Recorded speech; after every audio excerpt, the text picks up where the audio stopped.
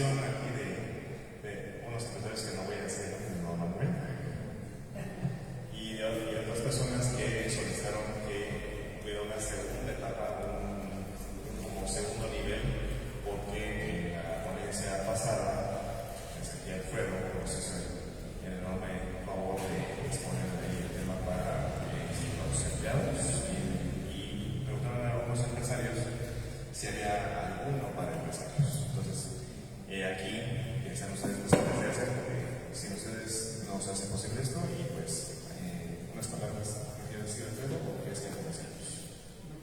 Bueno,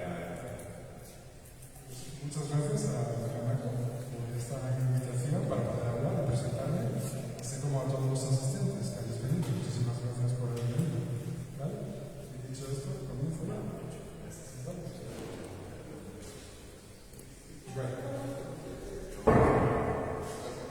unas consideraciones previas, antes de empezar. ¿Vale? El curso de hoy, como acaba de decir David, es a petición de algunos empresarios que estuvieron en la otra ponencia. La otra ponencia iba dirigida a liderazgos. Después, a petición de ellos, se ha hecho esta segunda ponencia que va dirigida a empresarios. Pero la temática es absolutamente diferente, no tiene conexión con bueno, tiene alguna conexión con toda la vida, pero es algo totalmente diferente y corresponde a un nivel pero muy superior a lo que se dio de la otra ocasión. ¿Por qué se dio? O sea, ¿por qué se dio la ocasión de esta segunda ponencia? El responsable principal es Manuel, ¿vale? Y así como otro empresario que no está presente, que se llama Patricia. Fijaros lo que voy a decir, ya empiezo con el tema, ¿vale? En 5 minutos que estuve hablando con ellos, solo 5 minutos por ahí, más o menos, ya salieron todos, o casi todos, de los dilemas que están ahí, en la vida, ¿vale? A nivel dialéctico. ¿Está claro? Y obviamente todos, digamos que todos los empresarios se circunscriben a una u a otra de las posiciones que están ahí presentes. Queramos o no, nos guste o no, seamos conscientes o no. Será uno de los temas que vamos a tratar. De hecho, quiero decir que es un tema muy complejo, que en las 2 horas que tengo por delante ni remotamente vamos a alcanzar a atisbarlo, ni remotamente, ¿vale? Pero espero que sirva de presentación de esa otra parte de lo que debería de ser la gestión empresarial, pero que habitualmente se olvida, tal vez por ignorancia, tal vez por ciertos temores, se olvida por la mayor parte de los empresarios. ¿Está claro? ¿Alguna duda? Fijaros, yo tengo ahí la cabeza una esquema de lo que voy a decir. Voy a empezar con un ejemplo para que entendáis de qué estamos hablando, un ejemplo relativamente sencillo, aunque a pesar de su sencillez alberga mucha complejidad, ¿vale? Pero vosotros, cualquiera de vosotros, me podéis interrumpir, me podéis discutir, me podéis cuestionar, y si es necesario que vaya cambiando el orden de los deberes de la clase, yo lo cambio sin ningún problema. Incluso así, incluso con total espontaneidad, voy a ser capaz, o creo ser capaz, de que vayan saliendo al menos los conceptos que aparecen en el tema. ¿Vale? Incluso así, no hay ningún problema.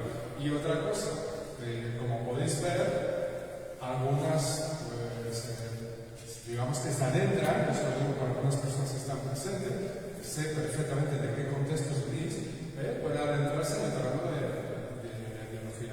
Me podéis discrepar también de la ideología, no hay ningún problema. Si entramos en ese tema, en ese contexto, tampoco hay ningún problema. ¿Está claro? Una cosa que quiero dejar clara, y ahora explico por qué. Yo me circunscribo a describir la realidad, bajo ningún concepto la fuerza. Por lo menos en mi rol como consultor. En algún momento reciente de mi vida he transitado de este rol al rol de activista. Vale. Pero como consultor yo me circunscribo a describir la realidad, como creo que es, sin juzgar. Y van a aparecer temas polémicos, respecto de los cuales, insisto, me podéis discutir abiertamente. ¿Vale? ¿Alguna duda? Fijaros, para los que no me conocen, yo por defecto soy una empresa. La cosa es que alquilar por cuenta propia sea de consultoría. Que no fue el caso. Procedo de una zona del norte de España que se llama Asturias. Asturias es una economía o conforma un ecosistema social, político y económico empresarial muy intervenido.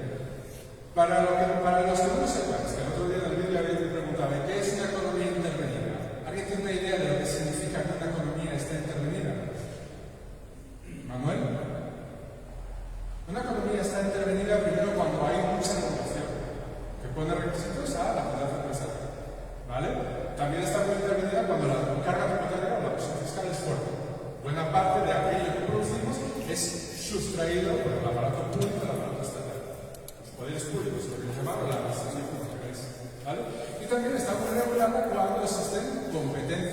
por parte de los poderes públicos. Quiere decir, ante una actividad, por ejemplo, yo trabajé para la atención residencial a personas mayores, hay actividad mercantil, hay residencias de personas mayores que ofrecen el servicio previo pago, personas que pagan. O también hay la misma actividad, pero con cargo a los contribuyentes, una actividad pública.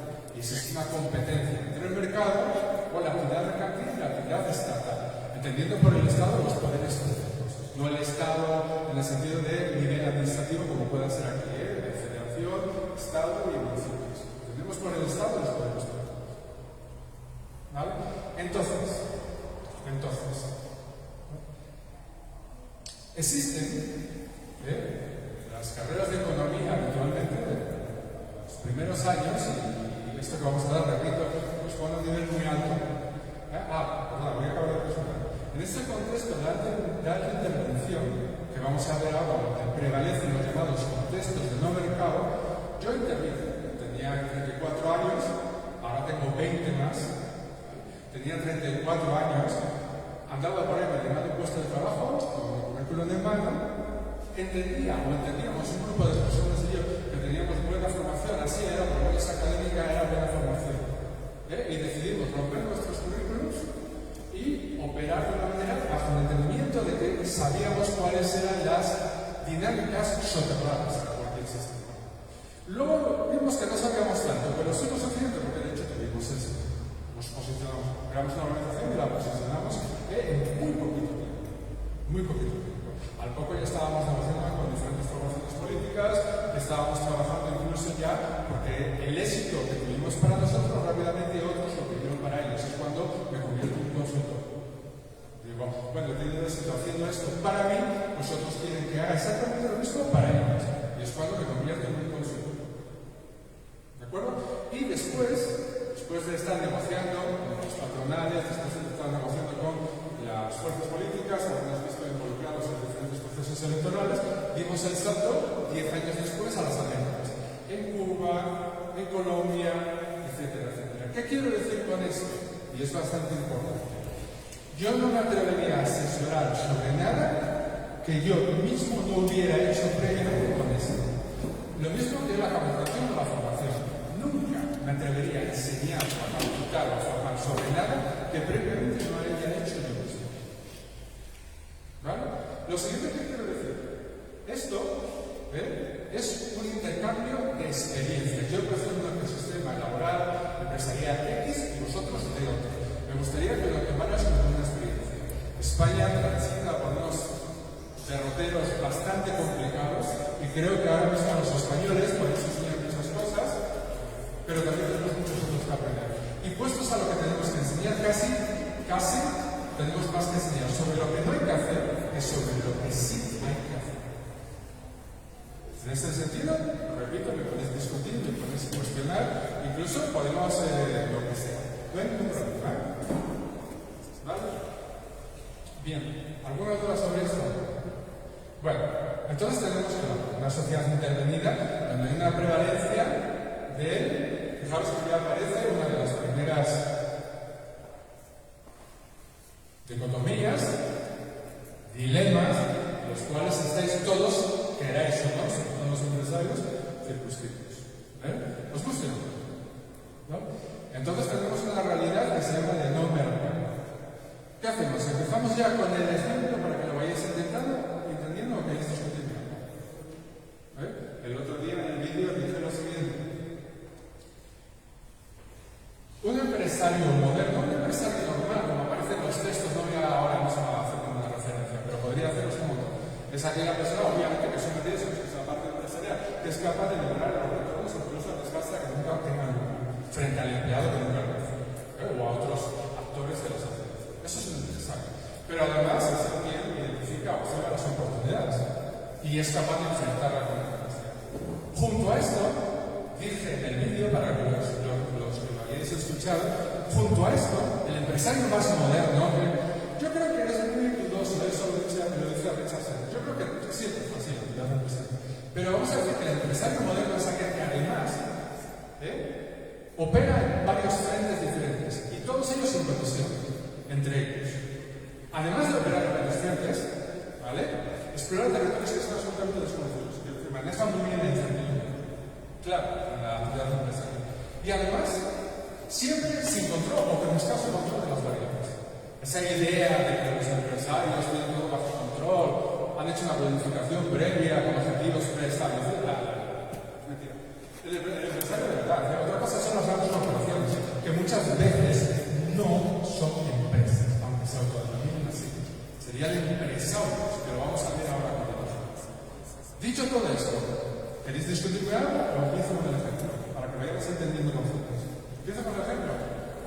¿Sí? Ejemplo. Bien, ejemplo de irrupción. Es un ejemplo sencillo de los muchos que podría haber. Ejemplo, ¿vale? Imaginemos lo siguiente: yo soy una persona que he heredado, y eso me convierte en un empresario, he heredado unos vinos, unas bodegas que fabrican vinos. Y digo vinos porque es muy español. ¿Claro? Bien. Y creo que son muy buenos. Ha habido un proceso de elaboración, un esfuerzo, un trabajo que se ha hecho investigando tipos de uva y demás, tipos de conservado, etc. Y creo que mi vino es muy bueno, es de excelente calidad. Y además lo puedo ofrecer a un precio bastante competitivo. Y con buena presentación, lo que en la actividad mercantil en sentido estricto diríamos bueno, bonito y barato. ¿Vale? Eso que te dice el mercado, que sí, tienes esas cualidades, o al menos algunas de ellas, irrumpes en el mercado y desplazas a la competencia. Claro, el problema es el que quiero que se vea hoy aquí. La primera traba es entrar en la competencia, que no es tan fácil. Y la segunda traba es mantenerse en la competencia, que tampoco es tan fácil. Porque los libros de economía te enseñan cómo competir, pero pocos o ninguno te enseñan cómo irrumpir en la competencia. Y precisamente los mecanismos de los que vamos a hablar ahora después, que cierran la competencia a nuevos actores, a nuevos competidores, se llaman mecanismos de cierre social. Mecanismos de cierre social, que primero tratan de impedir que irrumpas en la competencia y una vez que lo has conseguido a pesar de todo, tratan de minimizar tu competitividad. Y siempre van a estar operando para expulsarte nuevamente de la competencia, en favor de los que ya están, que son los que activan los mecanismos. ¿Y sabéis dónde están ubicados siempre esos mecanismos de cierre social? En lo que llamamos no mercado, que es lo que vamos a ir explicando con el ejemplo. No precisamente en el mercado. ¿Qué ocurre? Quien el empresario que no se dota de instrumentos, de herramientas para poder operar, para poder contrarrestar y neutralizar los mecanismos de cierre social y para, en un sentido más amplio, operar en los contextos del mercado, es el empresario a merced de las decisiones de terceros, absolutamente indefenso. Por tanto, debería ser parte de la gestión empresarial, es dotarse de esos instrumentos que te permitan adquirir influencia y no estar a merced de las decisiones de terceros, que luego más tarde vamos a ver quiénes son. ¿Vale?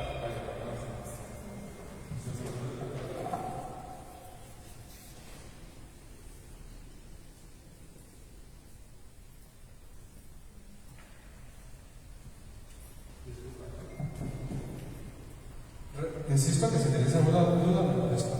Entonces soy un señor que tiene unos vinos exquisitos, que cumplen los 3 requisitos del mercado. Bueno, bonito y barato.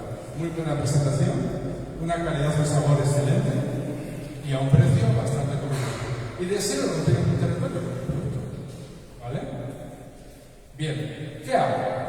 Repito que es un ejemplo muy sencillo.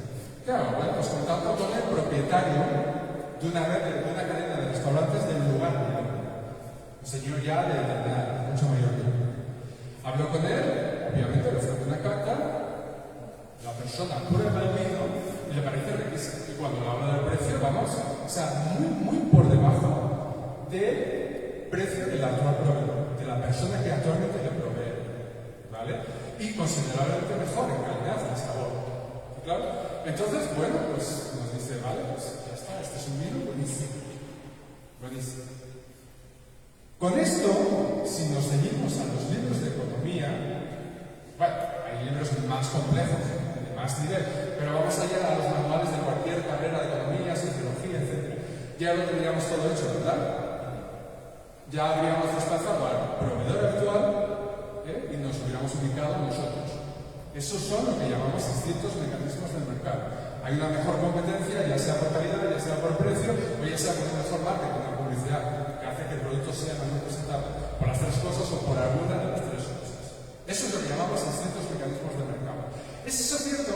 ¿Solo con esto creéis vosotros que ya tengo todo el trabajo realizado, que ya he desplazado a mi otro competidor, el proveedor actual, y que voy a acaparar o voy a ocupar ese mercado, ese espacio en ese mercado? ¿Qué creéis? ¿Que sí o que no? Que no. ¿Por qué? Si nos venimos, repito, a los libros de economía, aquellos según los cuales cualquier consumidor maneja todo tipo de información, es consciente de las necesidades que tiene y de los recursos que maneja y es capaz de hacer una ponderación adecuada. Algo más fantasioso que eso no hay. Ya lo explicaba pues antes el otro día. Pero en este caso no, ¿por qué? Bueno, que todas esas citas negado por la evolución. Bueno, ya, obvio, pero habrá resultados. O sea, quiero entender que a partir de este momento sí voy a obtener resultados con la comercialización del vino de este territorio gracias a que es mejor que lo que hay y más barato, por cierto. ¿Tú qué opinas, Mauricio?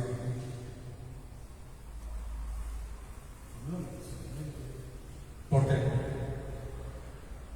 Bueno, me imagino que también hay hábitos, ¿no?, de los consumidores. Podría haber hábitos, claro, costumbres, modos culturales, que ofrecen resistencia, claro, sí, hay más cosas, pero incluso hay cosas todavía más difíciles que cambiar eso. Pero eso que acabas de decir, estos cuadros culturales, estas cosmovisión del mundo, estos factores familiares que llamamos, factores comunitarios, factores corporativos, forman parte también, efectivamente, de eso que llamamos no mercado, o contextos de no mercado, respecto a los cuales también hay que decir. ¿Vale? Resulta que este señor te dice, bueno, pues está muy bien, pero el potencial cliente le confiesa, mira, realmente lo de los restaurantes no es lo mío, yo solo los tengo por una serie de relaciones sociales que me vienen bien para otras actividades empresariales que son las que me interesan, las que sean, ¿vale? Y realmente quien los gestiona no soy yo, es mi esposa, pero me voy a poner en contacto con ella, ¿vale? Ya hay una segunda entrevista, ¿vale? Entonces acude a su esposa y la esposa pues, igual le recibe, realiza la misma cata y también le encanta el vino y también reconoce que es considerablemente más barato y de mejor calidad que el actual proveedor. Estamos hablando de una cadena de restaurantes, ¿vale? Pero igualmente los restaurantes solo son un mecanismo de relaciones sociales que favorecen otras actividades empresariales. Eso es para el caso de María. Para el caso de ella ni siquiera. Ella está encantada con esas relaciones sociales. Solo con eso. Pero entiende la restauración poco o nada. Entonces se remite a una tercera persona quien dice que es de su absoluta confianza, una mujer joven, quien dice que es de su absoluta confianza, ¿vale? Y que es también quien dice que es la gestora de los restaurantes y la responsable del éxito que los mismos están teniendo. Bueno, y sobre la marcha nos confirma, nos cita con ella y acudimos a la entrevista. Y ya ahí, ¿qué obtenemos en esa tercera entrevista? Solo la promesa y bastante dudosa de que van a tener en consideración nuestra oferta. Entonces ya hemos visto que hay una primera euforia, porque parece que nuestro producto va a desplazar a ocupar ese nicho de mercado, pero en la tercera entrevista, muy poco tiempo después, ya vemos que no va a ser tan fácil. A pesar de que digo, y repito e insisto, si nos uniéramos a los estrictos mecanismos de mercado, ya estaría todo hecho. Bueno, pues obviamente comienza un proceso para la obtención de ¿qué necesito? Importantísimo. Necesito saber qué es lo que está pasando ahí. Bueno, puedo hacer otra cosa, puedo quedarme con lo que hay. Y ya está. ¿Queréis que os ponga simultáneamente ejemplos más sobre el terreno? Pero primero, ¿qué necesito? Saber. ¿Y eso cómo lo llamamos? No. Es investigación, sí, pero obtención de información. Y repito que no es necesariamente de mercado, porque lo que vamos a saber es lo que ocurre precisamente en el no mercado. Allí donde están los mecanismos de acción social que nos están tanto, puede ser investigación sin destinar a que necesitamos es obtener información. Esa es la clave. La obtención de información es absolutamente necesaria y permite o incrementa la productividad y la competitividad, tanto en los contextos de mercado como en los del no mercado. Pero obviamente la información no la información, porque si nos damos a la tarea de obtener información, ¿para qué es? Para que esa información sea útil. ¿Y qué es para nosotros que la información sea útil? Que nos permita competir, que nos permita arrasar o apartar todos aquellos obstáculos que encierran nuestra vida. ¿Vale? Y consecuentemente para eso necesitamos dotarnos de mecanismos de influencia. Aquellos a través de los cuales podemos también activar en este contexto de no mercado y empujarlo o direccionarlo hacia unas condiciones que nos sean más favorables a nosotros mismos. Pero podríamos haber hecho otra cosa, quedarnos como está. ¿Vale? Entonces, pongo ejemplos del lugar. Paralelamente a este ejemplo. ¿Sí o no, David? Sí, pues. Bueno, pues mira, por ejemplo, ¿quiénes de aquí tenéis restaurantes, hoteles, yo qué sé? Nadie, no hay nadie. Bueno, vamos a ver, imaginémonos que yo soy un empresario, abro un diario o un periódico, el que sea. Mira, vete para acá, no te vayas, que te necesito cerca. Porque quiero discutir contigo. Abro un diario, un periódico, vamos, y veo. Siguiente noticia. La inseguridad se dispara en San Cristóbal de las Casas. Tal es el caso que aparece un nuevo caso de ajuste de cuentas por narcotráfico. En el barrio de que sea por ahí periférico, no voy a hablar de más. ¿Vale? Y eso que ya los conozco. Bueno, bien, ya está. Como empresario, ¿qué hago? ¿Cuál es la información objetiva que tengo? Estamos hablando de información, ¿verdad? ¿Cuál es la información? ¿Cómo te llamas? Selena, ¿cuál es la información de la que dispongo al leer ese diario?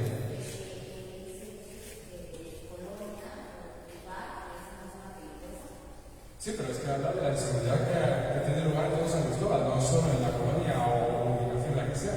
Habla de que se ha disparado la inseguridad en San Cristóbal y pone como ejemplo que justifica esta afirmación un caso de un asesinato en una colonia. ¿Vale? ¿Está claro? Hay que discernir muy bien los datos. Te repito la pregunta. ¿Cuál es la información objetiva de la que se dispone? Y tienes que discernirla de la que es absolutamente subjetiva. Y desde el punto de vista de un empresario, no desde el punto de vista de un lector al que no le concierne eso. Porque a un empresario, por lo menos de la hostelería, de la restauración, sí le concierne. Y bastante. ¿Vale? ¿Cuál es la información que tengo?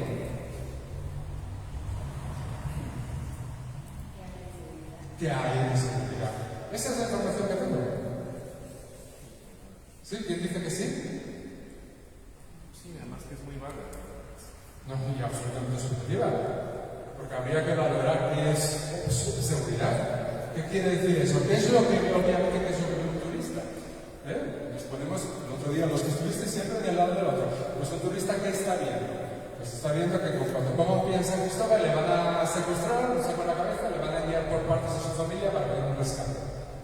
Es así. De hecho, a mí me pasa. Yo he sobrevivido un año y pico aquí gracias a que estuvo bien en los bares. Y defiendo bien de los secuestradores, ¿verdad?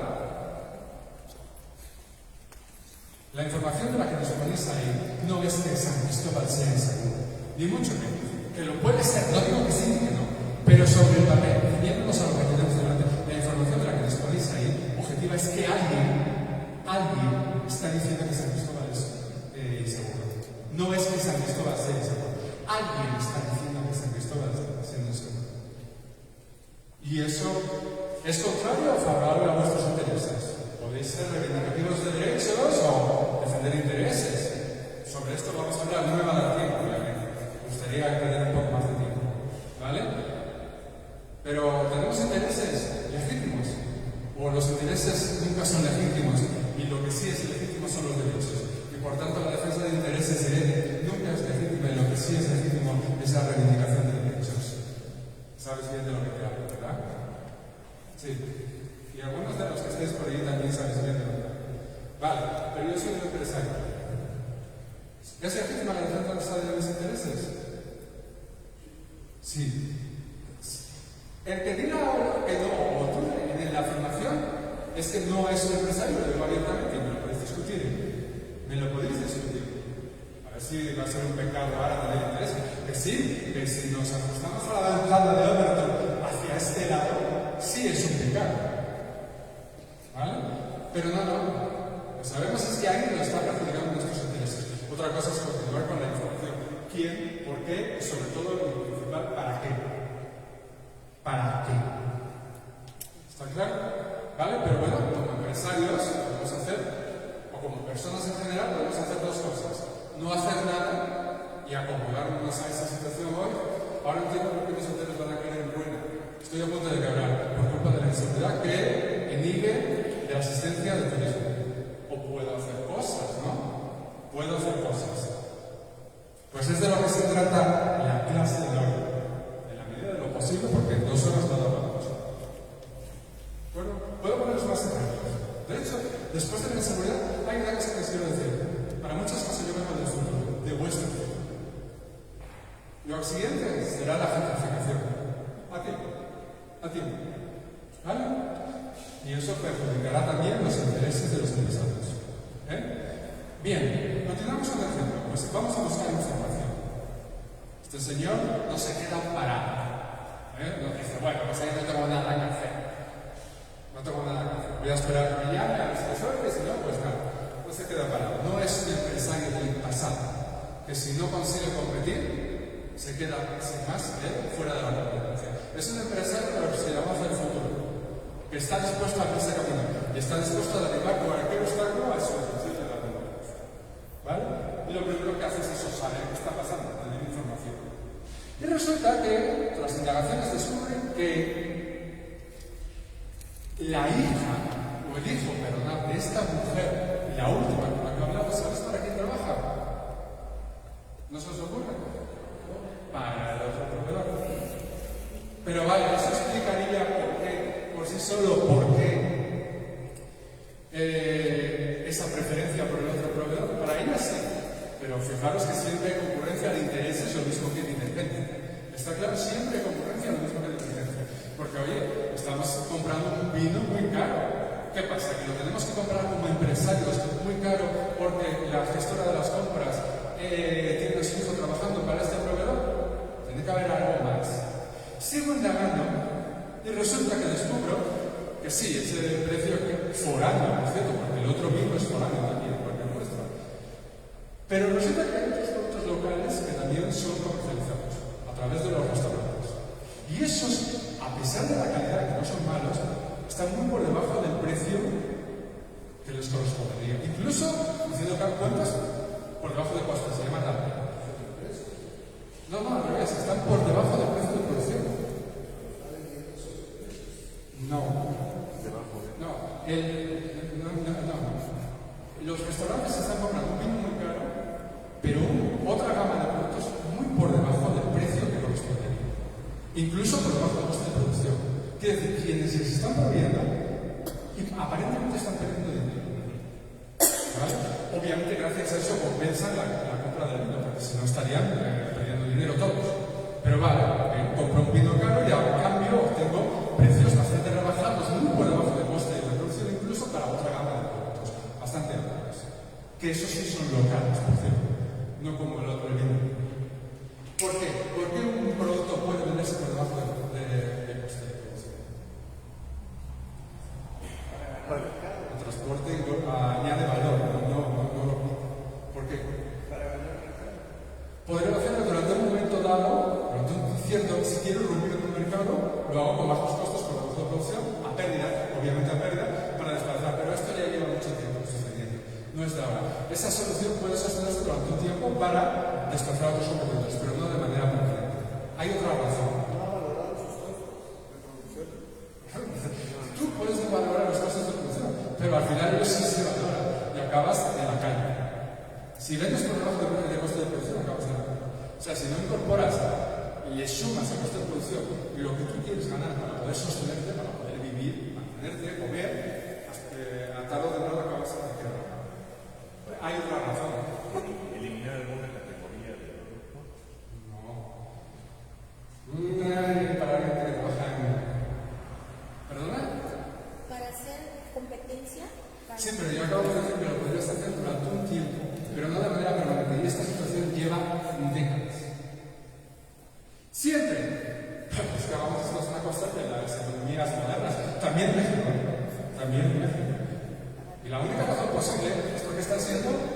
subvencionados. No sé cómo se llaman aquí las subvenciones. ¿Qué es una subvención? Una subvención es, pues eso, con el dinero de los contribuyentes les pagan. Lo cual permite a los productores locales vender por debajo del precio del costo. ¿Por qué? Porque el resto lo compensan cargan los contribuyentes. Coño, pues entonces ya está irrumpiendo nuevas realidades que no tenía en cuenta. Y resulta que quien está constantemente gestionando esas subvenciones que permiten, por un lado, vender por debajo del coste a unos y de sobreprecio a otros. ¿Quién lo está haciendo? Pues un concejal que además, una y otra vez, está proponiendo en la mesa legislativa regulaciones que impidan la entrada de nuevos competidores en este territorio del cual estamos hablando. Y resulta que todavía me entera más que ¿sabéis de quién recibe regalos, constantes amistades y diversas este concejal? ¿De quién recibe regalos constantes? ¿De quién? Pues del proveedor que está. Entonces, en un momento me he dado cuenta que existen, como decíamos, factores políticos, burocráticos, que no es lo mismo, que están muy cohesionados, regulatorios, administrativos, culturales, como decía Mauricio, corporativos, familiares, que tienen nada parecido, etcétera, etcétera, que si no impiden, cuando muchas veces sí limitan la competencia leal, digamos, en muchos casos. ¿Creéis que esto es una fantasía o es real? Hombre, que sí es real, ¿vale? Y todavía mucho más, esto es un caso sencillo. Es un caso absolutamente sencillo, que luego la realidad es mucho más interesada, mucho más compleja, y resulta que el mundo cree que hay un mercado libre, resulta que es todo lo contrario. Es todo lo contrario. No vuelvo a decir lo siguiente, pero podemos hacer dos cosas. Como empresarios, proyectar poder, como empresarios, incorporar como parte de nuestra gestión empresarial herramientas que nos permitan accionar y que nos permitan influir sobre tomas de decisiones que nos conciernen y sobre las cuales muchas veces, si no operamos, nos quedamos a merced.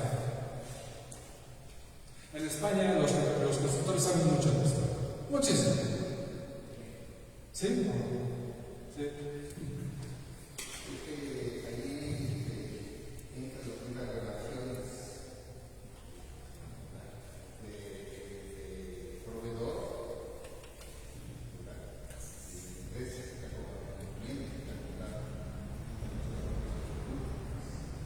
Pero las relaciones públicas, desplegar las relaciones públicas pueden tener dos sentidos que entre sí se solapan, que es por un lado efectivamente la captación de clientela, ¿vale? Pero también esa que funcione dentro del mercado que te permita la generación de condiciones favorables de los intereses, ¿vale? Ambas cosas. Un equilibrio muy difícil, ya diría. Sí, pero es que eso que quiero decir, claro, que el mundo es complejo y que si no nos volvemos complejos en nuestro pensamiento, en nuestras estructuras, no somos nada. Es una cosa que ya repito, repetir la vez. Sí. El otro día, con Manuel y Patricia, ya me preguntó, hablamos de actores que operan la actividad empresarial. Tenemos el empresario, tenemos por un lado, se relaciona con los proveedores, por otro lado, se relaciona con los clientes y también con los empleados. ¿Verdad que dicen eso, Manuel? Obviamente, la respuesta puede ser mucho más amplia. Yo no quise decir un autor diferente porque no me parecía pertinente. Estábamos con empleados, pero ahora sí.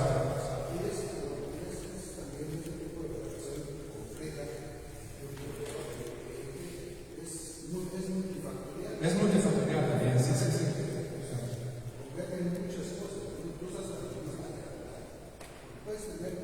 Puedes tener un proveedor que te dé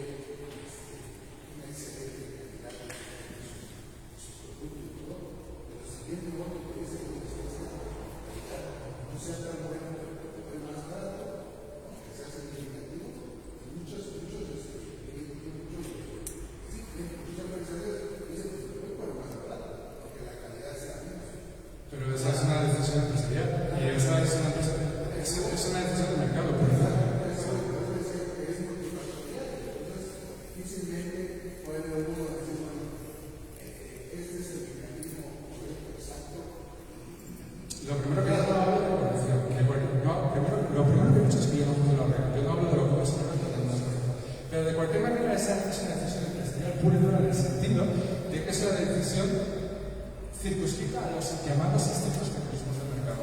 Prefiero comprar más barato aunque sea de peor calidad. Es una decisión propia. Vuelvo a la pregunta que hacemos. Antes dije, los actores que operan con los que se relacionan en empresarios son empleados, proveedores y clientes, ¿verdad? ¿Es eso cierto? ¿O hay alguno más, si cabe incluso más importante, a pesar de que no debería serlo, pero es? Y eso es de donde emanan buena parte de los llamados mecanismos de cierre social. ¿Hay otro más? Los que sois constructores. ¿Hay otro más? Bastante importante, importantísimo, omnipresente, apestosamente omnipresente. ¿Cuál es? ¿David? Bueno, yo lo llamo ya está. Con todo su entramado, las licitaciones públicas, etcétera, etcétera, de donde emanan las leyes, lo que no tiene rango de ley, la regulación, normativa, lo que fuera. Efectivamente. Ese es el otro. Respecto del cual podemos decir muchas cosas. ¿Qué es? Mira. ¿Estás perfecto? Juan. Vamos, una aclaración breve para continuar. ¿Ves que te pongo varios dilemas? Reproducción de competencia, si la producción es colectiva o singular, si la responsabilidad del desarrollo lo aplicamos en el Estado o en la sociedad civil, si hablamos de la representación de derechos y de intereses, de valor subjetivo o valor objetivo, dentro del cual se circunscribe lo llamado precio justo. ¿Creemos en el precio justo? Según creamos algo, pues, obviamente si hay precio justo, quiere decir que hay un precio que atiende a mis derechos, que hace justicia a lo que yo considero derechos. Y cuando no se me da el precio justo, pues me convierto en reivindicación de aquellos derechos que han sido vulnerados. Pero puedo creer que no, que yo soy una persona con voluntad libre, que estoy negociando con un igual respecto del cual no me victimizo, ¿vale? Y trato de defender o de llegar a un acuerdo más acorde a mis intereses, no a mis derechos. Son diferentes visiones del mundo. Pero vamos ahora a esta. Estado árbitro, estado acordado. ¿Cómo podemos vislumbrar o podemos ver, contemplar lo que es la administración pública, el Estado, los poderes públicos, como lo queréis llamar? ¿Vale? Lo podemos ver como si fuera una entidad por encima de todas las que opera una economía, que prevalece sobre las demás, sobre todo el respeto, el mantener la hegemonía respecto de la interpretación de la realidad. ¿Vale? En cuyo caso, lo que emana, las normas, el discurso, incluso el relato, más allá de la normativa, que emana del Estado, pues es una especie de sacramento, de verdad. O podemos pensar que no es así y que es un campo de arena donde diferentes actores con capacidad operativa se disputan sus intereses. Que no existe nada parecido a un interés general, sino que es el resultado de esos acuerdos entre aquellos actores que operan esto que llamamos campo de arena que conforma el aparato estatal. Y podemos decir entonces que si lo visualizamos de esa manera, queremos ser un actor más. Irrumpir en ese campo de arena para hacer valer nuestros intereses como empresarios. O, por el contrario, pensar que es esa entidad muy por encima de del resto, hegemónica, sobre todo respecto a la interpretación de la realidad, y adaptarnos o reaccionar en la medida posible sin acción ninguna solo reacción a las decisiones que emanan del aparato estatal. Totalmente a las expensas de las mismas, obviamente.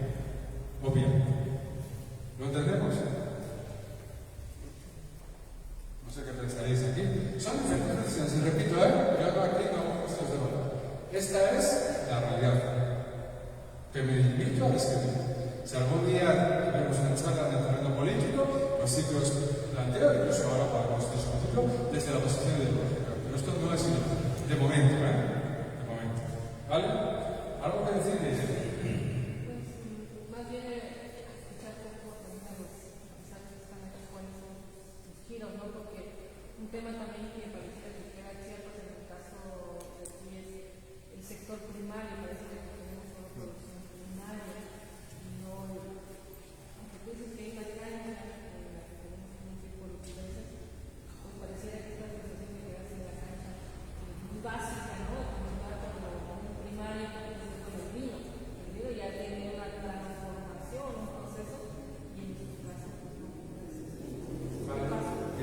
hablamos del sector primario, porque lo que me vas a contar sobre el sector primario pasa en todos sitios. Y es más, estoy por escribirte primero lo que me vas a decir, que me lo digas y te lo saco en un papel. Pero dilo. ¿Qué le pasa al sector primario, chaval? No, dilo tú.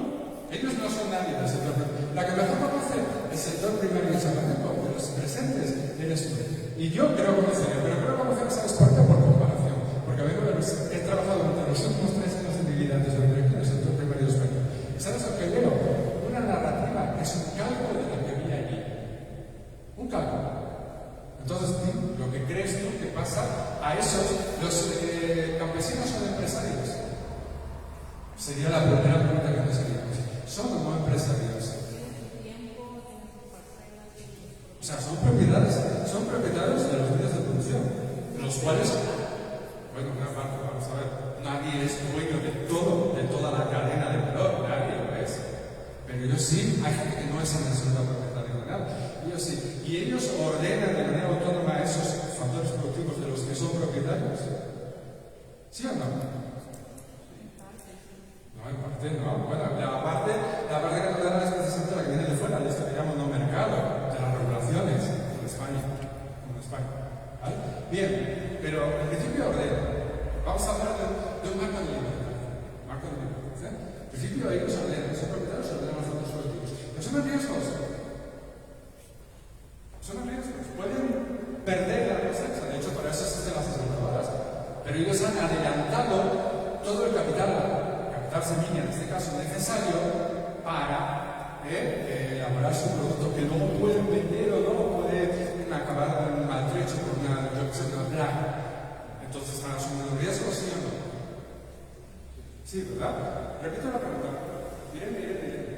Un campesino es empresario, no es empresario. Pues díselo a ellos, porque como los empresarios son los que llevan ese traje como yo. Sí, lo son. Y por batas, pero no es gratis, es tendenciosa. Sacarles a ellos de la ecuación quiere decir que ellos no quieran ese concepto de ser empresarios no es gratis, es tendencioso.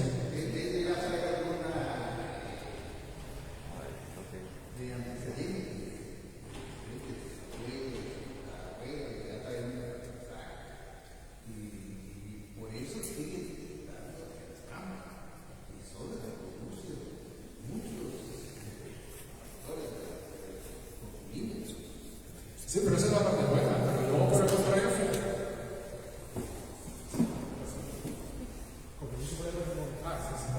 pero esa es la parte buena. Pero luego, fijaros, ten en cuenta que los productores agropecuarios, ganaderos, agricultores, también pescadores, ¿ven? A pesar de que puede ser muy crítico, extremadamente crítico, quiero decir, de primerísima necesidad, a pesar de que tienen el control sobre la producción de ese bien, son las pobres víctimas, siempre que hable, siempre a merced de quién. No, a merced de otros. ¿Qué son los coyotes? ¿Qué son los coyotes?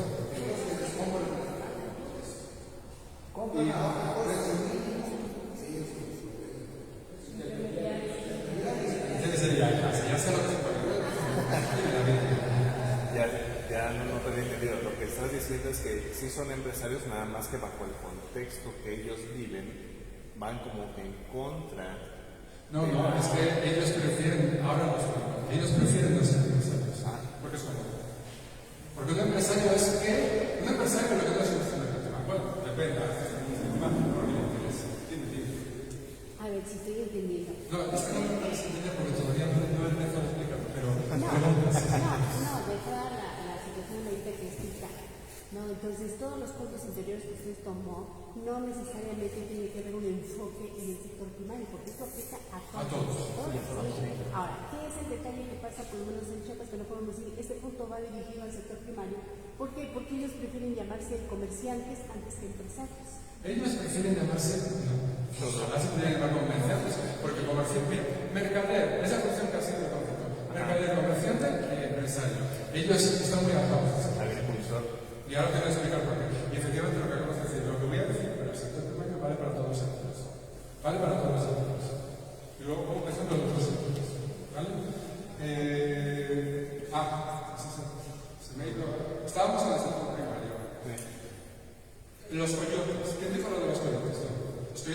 así, a grosso modo se entendemos. Y la narrativa que justifica la victimización del campesino, del productor agrícola, ganadero, es que les compran a un precio X y luego ellos mismos acuden al supermercado y se encuentran su producto a un precio multiplicado por 10. Entonces se sienten estafados. Sí. Ahora sí sienten. ¿Eh? No se da cuenta ¿No se dan cuenta de qué? de que están estafados. Pero sí están estafados o no están estafados. ¿Por qué? ¿Por qué están estafados? Porque es muy fácil. Es que precisamente esa dialéctica victimista siempre utiliza argumentos fáciles. Miren, lo voy a poner aquí y luego vamos a poner más ejemplos. Demagogia victimista. Primero, alabo a la persona, qué buenos son, maravillosos. Segundo, hago una descripción catastrófica de la vida. ¿Qué mal estás? Oh, a lo mejor no estás tan mal. De hecho, todos los campesinos son pobres, pero tienen tierras, tienen casa, tienen animales, tienen servicios. Me toca la tercera, yo no tengo nada de todo eso. Nunca he sido propietario del suelo que he pisado, del techo bajo el que he dormido. Pero sí, son muy pobres. Y obviamente, una vez que victimizar tiene dos cosas. Primero, te sustraigo de responsabilidad. No eres responsable de tu situación porque para eso eres una víctima. Segundo, te digo que no puedes hacer nada para cambiar tu situación. Nada. Obvio. Es un mensaje a que es fácil avanzar. Porque yo no puedo hacer nada, pero ya voy yo a lo siguiente. Te señalo, maniqueísmo se llama, te señalo al culpable. Pero bien concreto y bien deshumanizado. Para los que tengáis ustedes, tengo una casa, otro ejemplo, tengo una casa aquí en el centro de San Cristóbal preciosa. ¿Sabes lo que puedo hacer? Voy a alquilársela a una cadena de hotelera que viene de Gringolandia, por poner un ejemplo. Bueno, perfecto, ¿por qué no? ¿No es mía la casa? ¿No es mía? Pero no, alguien va a decir, no, es malo. ¿Por qué? Porque estás mercadeando, haciendo un negocio con una necesidad elemental como es el derecho a la vivienda. Sí. Y entonces exijo protección del Estado contra ti, malo. Y resulta que sí, que se imponen topes a la oferta hotelera, así como un montón de requisitos que lo hacen inviable. Porque alguien dice que tiene derecho a vivir ahí, y que si no vive ahí al precio que él te diga, él estás expulsando a esa pobre persona victimizada que tiene derecho a la casa en los barrios periféricos. Otro ejemplo, venga, vamos a hablar de economías informales. Yo puedo decir, no, mi mercado ha caído. ¿Por qué? Porque alguien compite deslealmente conmigo. ¿Quiénes son los productores informales? Que por cierto son el 51% de la economía tirando por abajo de México. Y donde yo puedo ver ahí una oportunidad de decir, bueno, que se tomen las licencias oportunas, como yo las tomé cuando empezaba. 60%. 60%, sí. Pero a mí no me importa, yo voy a seguir compitiendo, porque eso es lo que es un empresario. Alguien que compite, que no le teme a la competencia. No, pero no. Ay, pobre, el político, el Estado te dice, pobre empresario, estás perdiendo clientela porque alguien te la está arrebatando. ¿Cierto? Sería otro de los no lo he puesto, otro de los dilemas, que la riqueza es una y hay que repartirla, o que la riqueza se puede generar.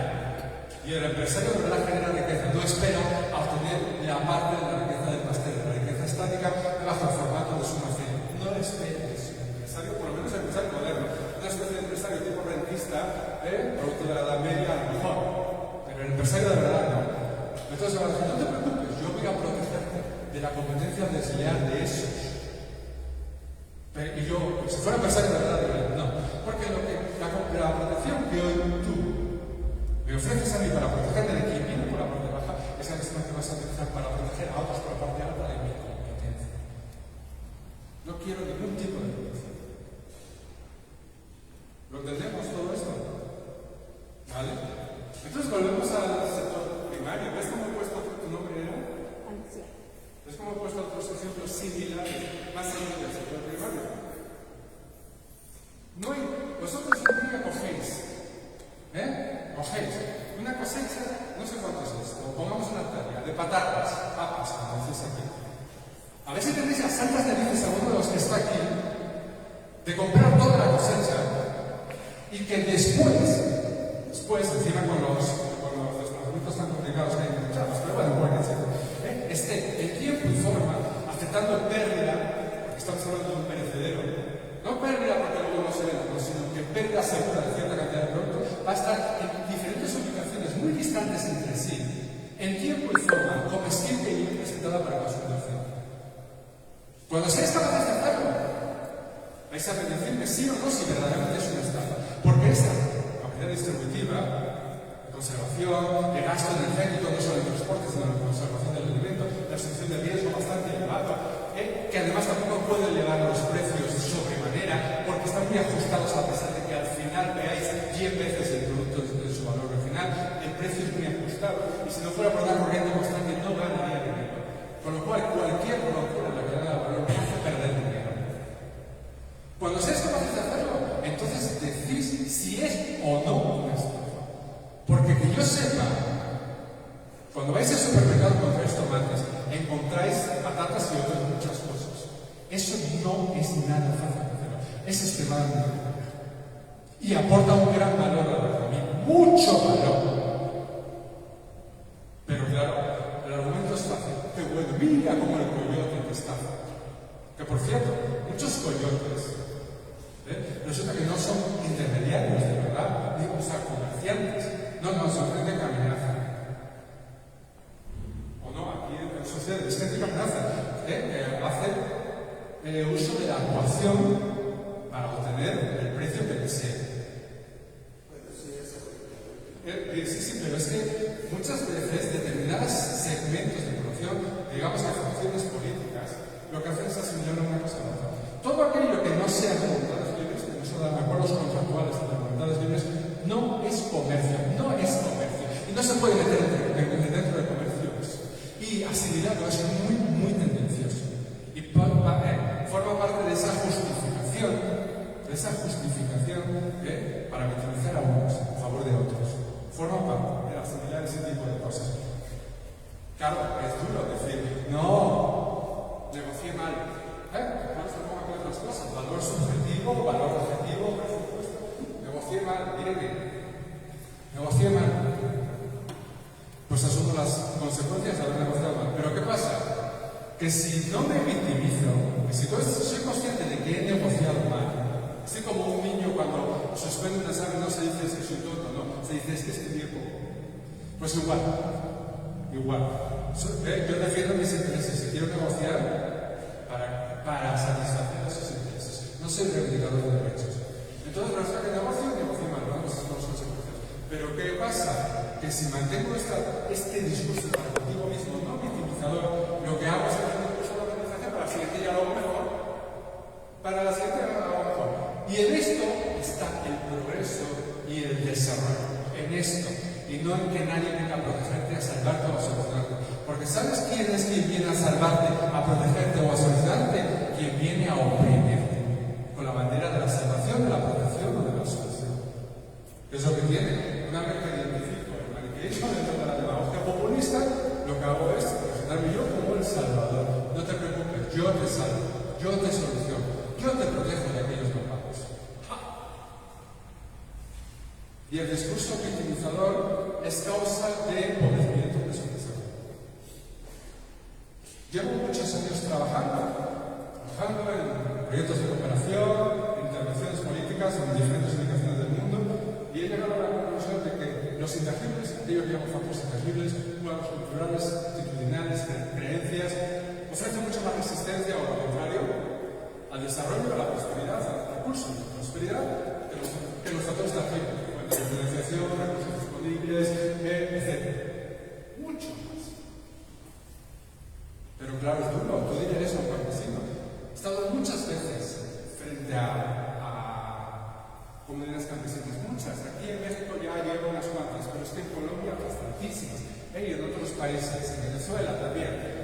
A los 5 minutos, por favor. Antes de que transcurran 30 segundos de exponer el proyecto, solo con mirar, ya sé quién entre los presentes es generalmente una persona de cierta edad, así como nuestro caballero, va a levantarse así, mandando el puño. Es que, como somos pobres, vamos entre nosotros. ese relato contribuye a mantener el status quo vigente. Y sobre la marcha ella identificó quién no se siente a gusto con ese discurso y estaría dispuesto a explorar nuevas posibilidades. Es consciente del llamado coste de oportunidad de mantenerse en ese discurso. Y si solo necesito 5 minutos, un solo minuto, para leer rápidamente. Pero bueno, desde que procederemos de realidades. No, pues vemos de la misma realidad. Carajo, si Asturias donde vengo yo es igual. Lo que pasa es que yo no estoy de acuerdo con estas cosas. ¿Seguimos? Si los pequeños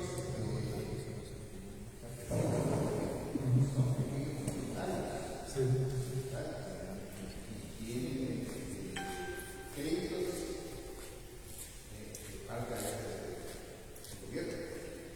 Sí, se llama el programa Segundo Vida. Sí, ya lo conocemos. La palabra correcta es que protege y te entrega a otra persona que te va a vivir. ¿Cuál es el pequeño empresario?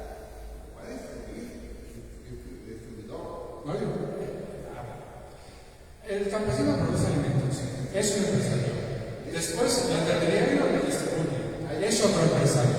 Después habrá otro que lo pone en sus mostradores y lo comercializa, es otro empresario. Subversivo. Y obviamente, el producir un bien, un servicio que otros necesitan o otros aprecian por fuera, ese es el gran aporte que hacemos nosotros. A mí me he notado aquí en México que hay pequeños propietarios de tierra, y no tierra, y ellos ahí mismo se quedan, no lo distribuyen. Porque vamos a ver, materialmente es imposible, por eso muchas veces se forman de las llamadas cooperativas, pero materialmente es imposible que yo me dedique a la producción agropecuaria, por la compleja que es, y adicionalmente se acaba de distribuir por lo complejísimo que es. Por eso existe la llamada especialización. Se queda y selecciona lo mejor, y ya está muy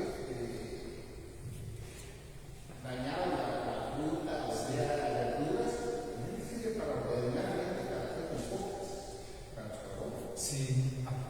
De todas maneras, de lo que estamos hablando antes, ¿conocen ustedes algún campesino que se autodenomine en México? ¿Sabes? Que se autodenomine empresario. No. ¿Conocéis algún campesino que no se diga a sí mismo que es pobre? Tampoco hay que. A ver, tampoco hay que generalizar, pero bueno, casi diría al 99,99%. Venga, ¿conocéis algún campesino que no se diga de sí mismo que es pobre? Pues ya está. Sí, hay de dar la vida. Hay así. En el momento de llegar a estas áreas, tiene que ser despertar ambos, todos. Somos seres humanos y hay que respetarnos. Pensar antes de decir que es noble. No, pero se lo dice a sí mismo. El campesino se dice a sí mismo que es pobre. Y que como consecuencia de su pobreza es vulnerable y está a merced de terceros. Si trabajan menos horas que una ciudad, ellos trabajan 6 horas acá. Muchos trabajan hasta 12 horas. Sí, sí. Trabajamos el doble. O al triple. Aquí trabajan nada más 5 horas, 4 horas. Con eso límite. Bueno, Son conformistas. Por ahí va. de cualquier manera, pues nosotros cada uno hace los ajustes oportunos. El tema es ¿qué les limita? ¿Cuáles son los mecanismos? ¿Cuál es el cierre, el freno que les impide a quien desea, obviamente, entrar en un curso de crecimiento, de desarrollo, de prosperidad? Si lo que llaman. Yo prefiero usar la palabra prosperidad, pero se empeña en que lo llamamos desarrollo, también tendenciosamente. ¿Vale? Pues ¿qué lo impide? Pues cuadros actitudinales que forman parte de esto que llamamos cuadros culturales que operan como mecanismos de cierre social. Y eso pasa con todo. ¿Qué pasa? ¿Que estoy diciendo una buena postura por la vida? Bueno, vamos a continuar con el ejemplo. Muy bueno, porque fijaros que he puesto el triángulo aquí. Fijaros que no he puesto el triángulo. Uno monta una empresa, para los que se empresarios. ¿Vale? Montamos una empresa y todos empezamos más o menos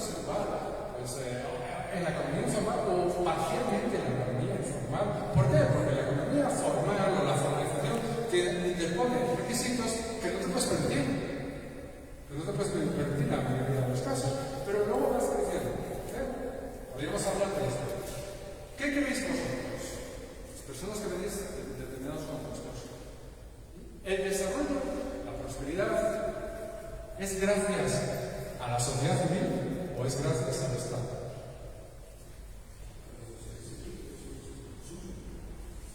No, pero bueno, luego se crece, una sociedad crece no porque consume, sino porque produce.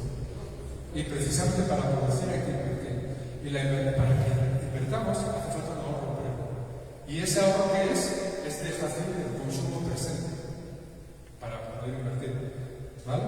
Entonces, la principal responsabilidad del desarrollo, la prosperidad, ¿de qué lado cae? ¿Del Estado o de la sociedad civil? El crecimiento es el producto de un esfuerzo colectivo, o más bien es el producto, aunque siempre hay esfuerzos colectivos, siempre hay resultados que son producto de ese esfuerzo colectivo, pero sobre todo cuando hablamos de un proceso de crecimiento, de innovación, de creatividad, o es más bien el resultado de singularidades dentro de los colectivos, que arrastran a los demás. Ambas.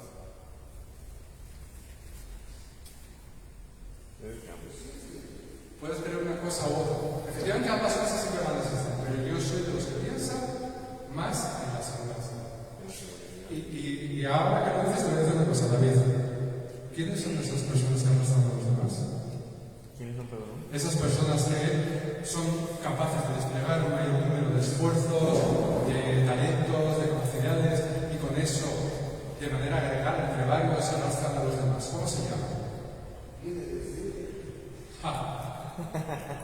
No. Los inconformes. Bueno, sí, es que esa persona que no sois capaz de decir el nombre, curiosamente, es una persona que está dispuesta a abrir una puerta sin saber lo que hay detrás, se llama espiritualidad, solo para ver qué hay. Cuando la mayoría prefiere abrir porque no sabe lo que hay. ¿Cómo se llaman estas personas? ¿Cómo has dicho? Empresarios. Claro, cuando prevalece el otro criterio de que la generación de riqueza es producto de un esfuerzo colectivo, efectivamente se anulan las singularidades. Y obviamente conforma un escenario, un ecosistema muy hostil para la actividad empresarial. Yo soy de los que piensan, y tienen un componente ideológico, que para que una sociedad prospere, tienen que aplicarse bien los incentivos. Y eso quiere decir que aquellos más capaces de desplegar capacidades, esfuerzos, talentos, lo que sea, tienen que obtener un mayor retorno. Es lo que hace que la eficiencia o los resultados sean óptimos. Todo lo demás es subjetivo. Si desincentivas esto, es subjetivo. Pero claro, si creemos que todos resultados, que todo lo que se consigue es el resultado de un esfuerzo colectivo, no consideramos que nadie pueda obtener un retorno mayor que otros. Y cuando eso sucede lo llamamos desigualdad. Y decimos que es producto de un egoísmo, etcétera, etcétera. ¿Sí o no? Qué complejo. Y obviamente eso opera en contra de quiénes, de los empresarios. Entonces podemos estar a merced de ese relato, de esa narrativa, o emprender acciones para contrarrestarlo, para neutralizarlo. Si puede ser, o no. De lo contrario estás perdiendo, de lo contrario siempre serás un empresario explotador. ¿Sí o no, Irene? Bien, queremos irrumpir en ese territorio. Se me va a ir el tiempo. No, quedaba. Sí, no pensé que había pasado. Bueno, pues venga, vamos a ir a triángulo, así no sé si lo alcancéis a ver todos. Estamos en el triángulo aquí. Uno monta una empresa, repito, vamos, todos hemos sido empresarios y sabemos que tienes que tomar necesariamente ciertas licencias que a ti no se te piden. Curiosamente a los que están sí, pero a ti no se te van a pedir. De hecho, esos requisitos, en la mayoría de los casos que se imponen, precisamente para evitar tu emergencia, la mayoría de los casos. Y por eso se llama mecanismos de cierre social, para que no aparezcan nuevos componentes. Pero lo hemos conseguido. Poco a poco voy a mejor. Somos de los que creemos que con esto, yo soy de los que creen que se atacan las economías informales. Para mí las economías informales son una oportunidad para el desarrollo, porque es un ejercicio real de emancipación social. Hay un semi-hipotetismo de la población que no depende para nada del Estado. Y eso se supone que es verdadera autonomía, ¿sí o no?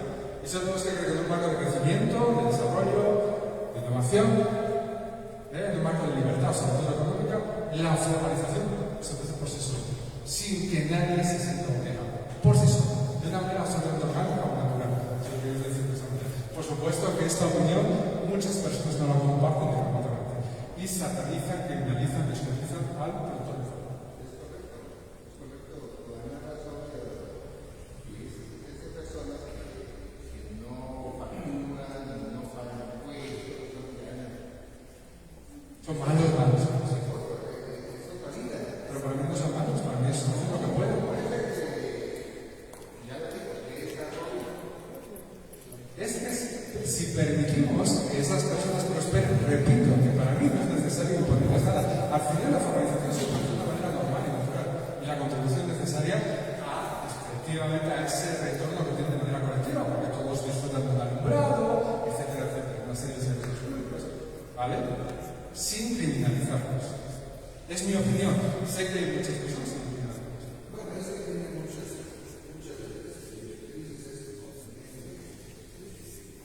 vivimos en una comunidad que si por ejemplo la comercialización, si el comercio fuera trueque, pues creo que todos estarían en igualdad de oportunidades, en igualdad de competencias, ¿no? ¿Por qué el trueque traería cosas de igualdad?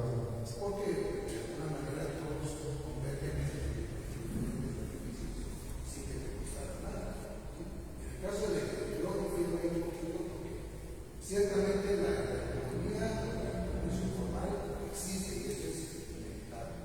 Pero si tú lo pones en una balanza con el comercio establecido, tienes desventajas. O sea, desventajas para el comercio establecido y ventajas para el otro, ¿no? Porque los que están pagando los impuestos, la cuestión de la carga fiscal y todo eso, lo hacen los que están establecidos. ¿Sí? Y los otros no pagan. Porque cualquier situación tendrá sus ventajas y sus inconvenientes. El tema es dónde nos ubicamos dentro de los diferentes ejes de discusión. ¿Y cuáles benefician más al tejido empresarial o a la persona que llamamos empresario? Eso por un lado. ¿Vale? Luego, de todas las ventajas y inconvenientes soy consciente. Pero fíjate que el problema no es que exista una regulación, el problema es que exista una sobreregulación. Y lo que mi experiencia personal en ese sentido es que cuando se permite que se regule algo para proteger a unos competidores con respecto a otros, al final acaba siendo, acabas anulando literalmente el mercado, las grandes corporaciones se hacen poseedoras del Estado y convierten a los clientes no ya en clientes, sino en usuarios cautivos de sus productos, que los pagan a través de los impuestos, no los adquieren de manera voluntaria. Y eso es lo que está pasando en Europa. Y lamentablemente eso también se mejora a través de la libertad personal y acaba siendo, una anulación total de la persona y de la democracia social. Eso que pasa. Es como esa ha sido mi experiencia personal. Entonces yo prefiero personas que estén dispuestas a competir, con quien sea. Y que estén dispuestas en vez de a pelear por el reparto de la riqueza ya existente a generar nueva riqueza, que es lo que íbamos a desarrollar. Es como un nuevo formato de esclavitud. ¿Lo que tenemos en Europa? Sí, sin lugar a dudas. ¿Qué creéis? Que quien te protege a ti, como decía antes, hay quienes que vienen a oprimirte.